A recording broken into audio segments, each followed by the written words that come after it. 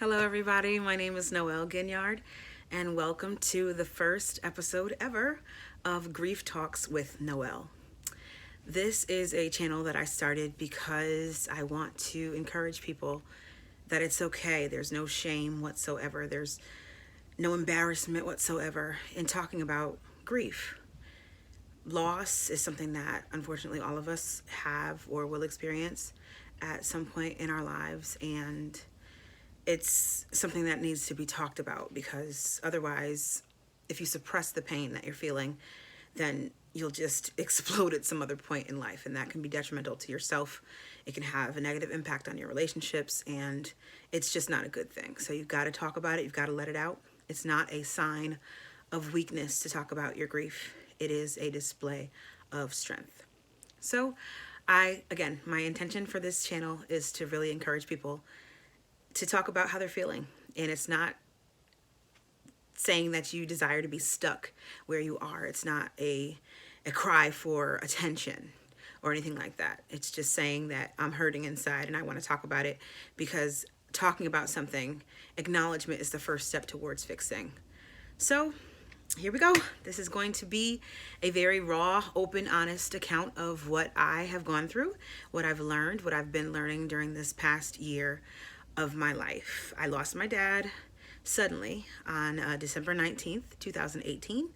And so I just want to share what I've learned and the things that I've been through and what I've experienced. And I just want to help someone. I'm starting this channel for two reasons mainly. Reason number one is to honor my dad, who was a tremendous, prolific writer, orator, teacher, preacher. He's just the greatest ever. And I want to honor him by carrying on what I believe he loved to do.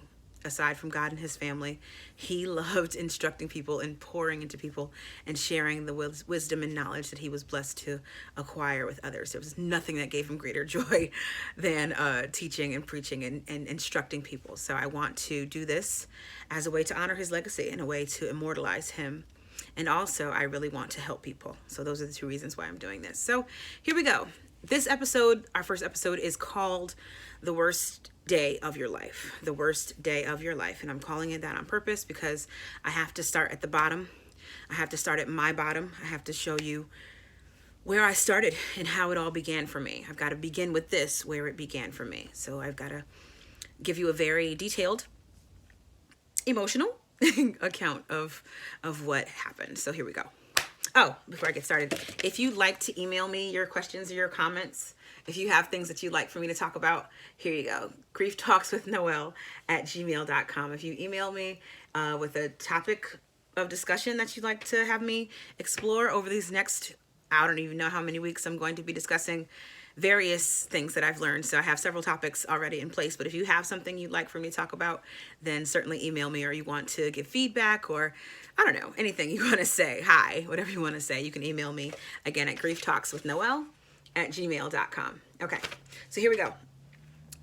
This is my bottom. This is where it all began for me. This is the worst day of my life. Here's the story.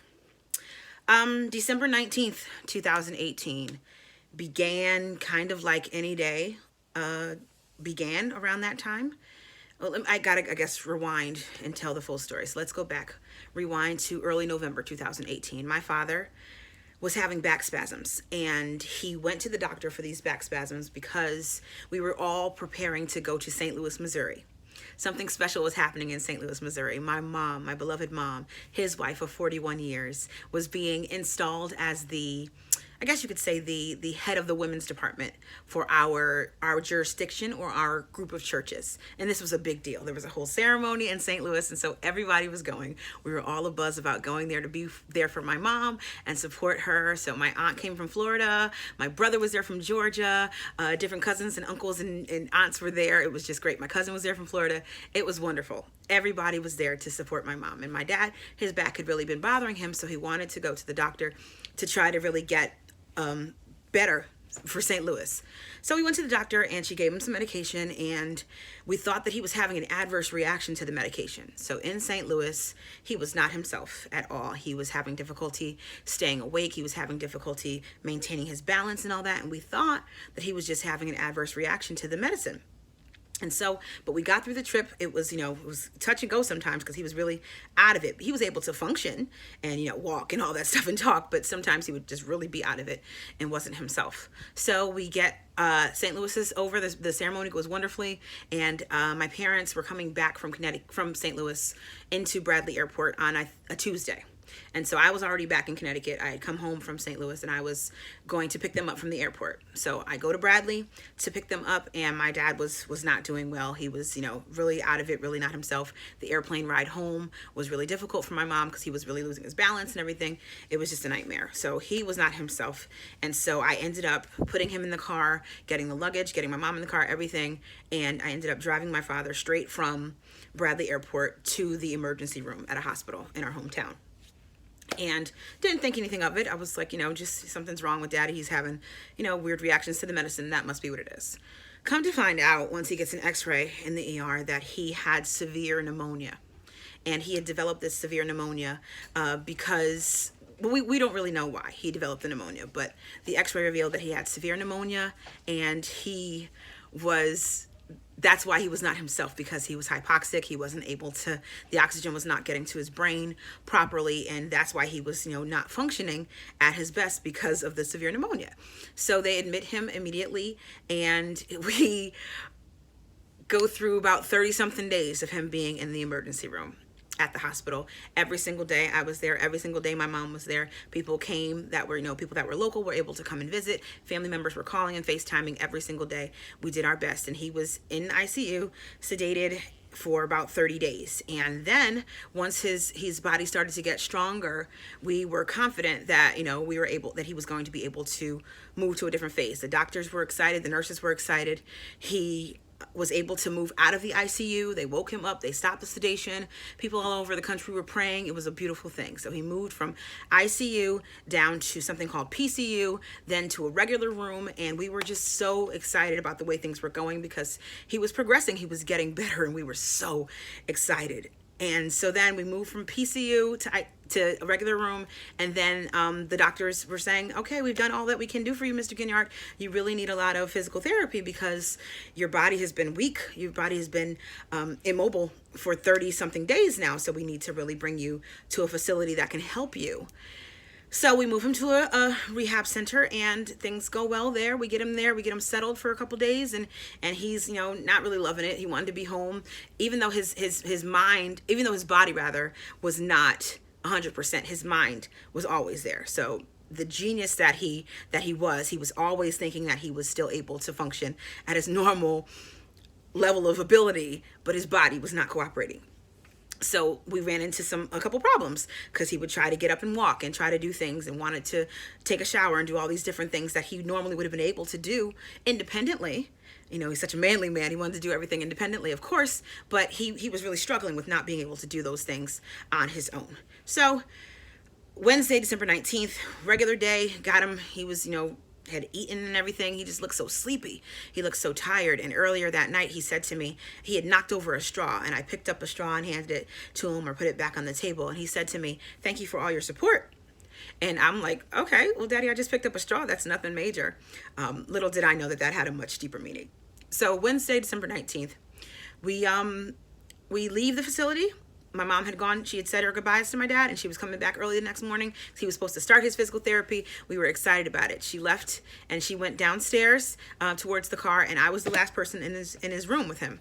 And so I said to him, like, Daddy, if you need help, make sure that you call for help. Make sure that you call the nurses in enough time so that they're able to get to you, and don't wait till the last minute. Don't be a hero, were literally the last words that I said to my father.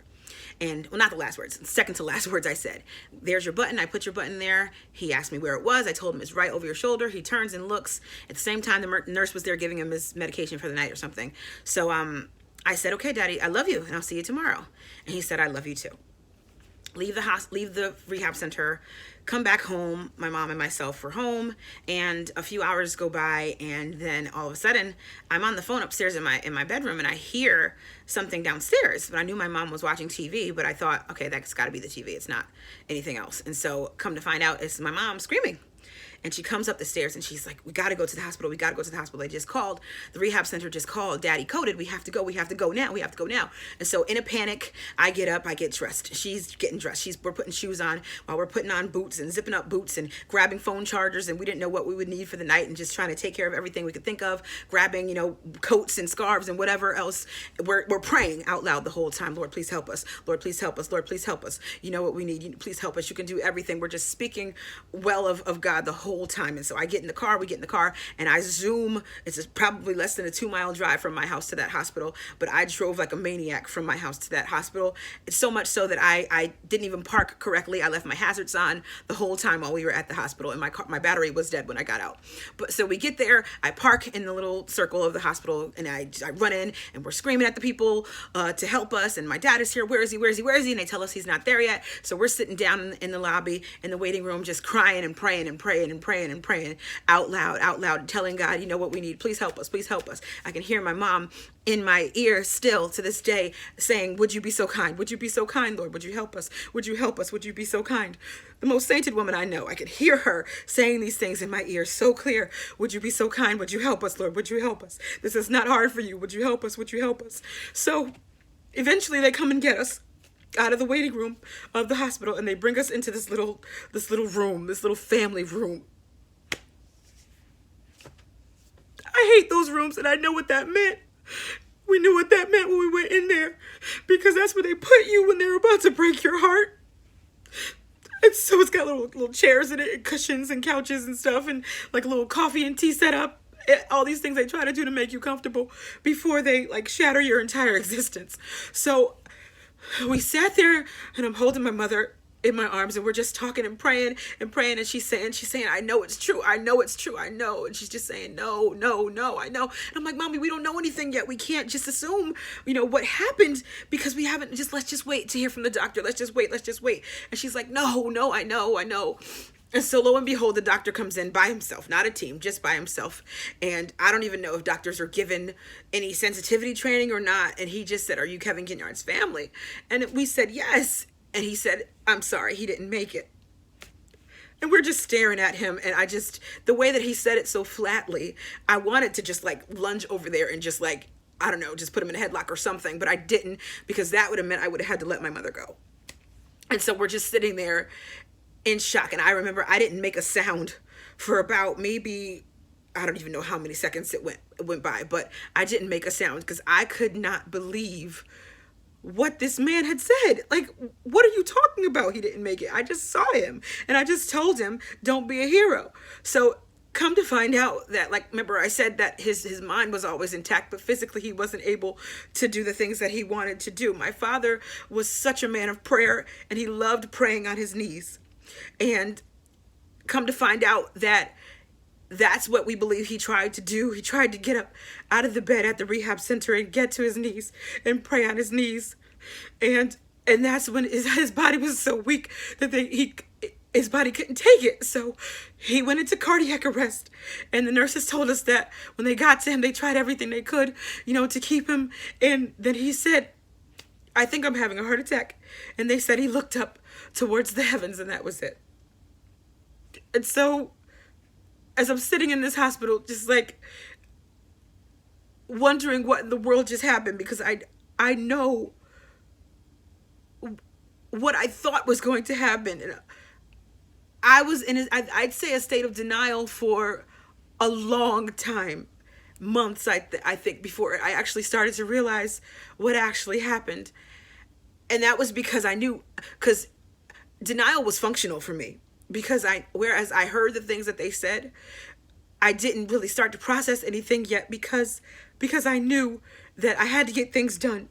Because once we heard the words from the doctor, when the doctor told me that my father was gone, I knew that my first task was to call my brother in Georgia and to ruin his world forever.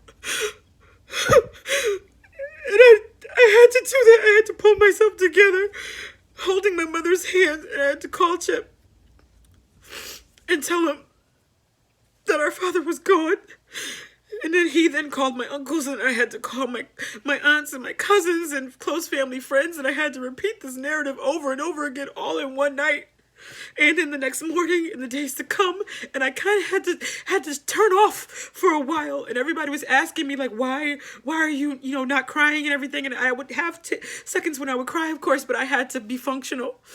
I had to in that moment kind of shut down and just push it away. December 19th, 2018 was without a doubt the worst day of my life. And I want you, and if you're still watching, maybe you've turned it off by now, but I want you to think about your bottom. That was my bottom. The worst day of your life. December 19th, 2018 was the worst day of my life. That was my bottom. But because December 19th, 2018 was the worst day of my life, that means that December 20th, 2018 could not possibly have been. That label is reserved. The 19th of December will always have that label. 2018 will always have that label. That means that every single day after that has no choice but to be a little teeny bit better than before. That's my bottom. You can't go any farther than the bottom. So if that day is my bottom, every other day, whether I felt it or not, had to be a little bit better, a little teeny bit better. So I told you I'll never leave you without any hope. I'm not going to just give you this despair and this heaviness without trying to encourage you a little bit. So as we're talking about our grief, because there's no shame in it, I want you to realize whatever your worst day was, that is your worst day. That's it. And it only has to get a little bit, and I'm not talking fast. From there on, from your bottom, there's nowhere to go but up. Thank you so much for listening. And I hope that you'll come back next week, next Wednesday.